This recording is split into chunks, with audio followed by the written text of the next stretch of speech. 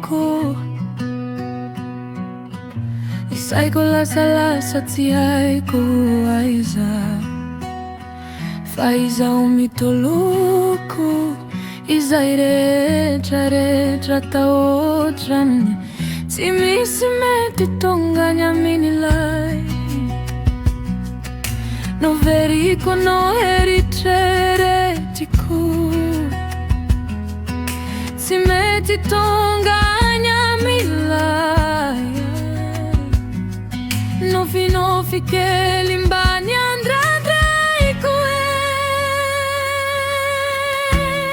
tomorrow kwa day rampitso io tsy maintsy milay be. Rampitso io ataoko minatsy izaho tsy mety fa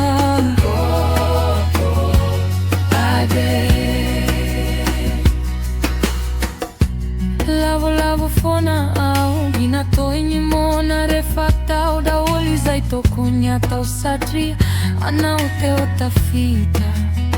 Fa izay le soka ataonao ihany no any mba misy mahita. Tena ohatrany ho mbola lavitra bizany ilay tanjona irina fa.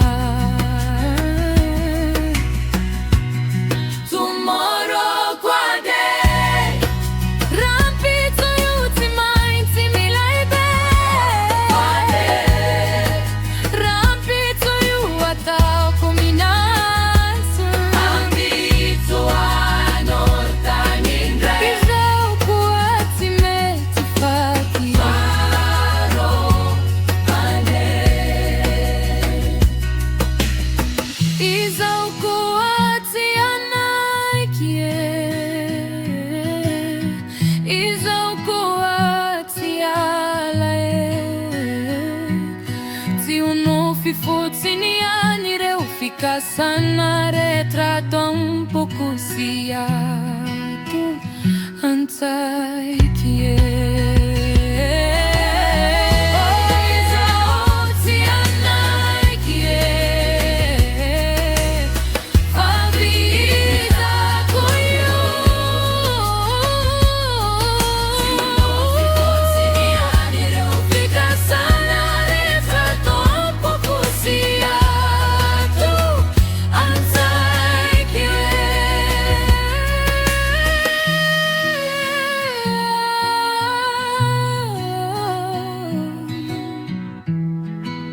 izaho tsy anaiky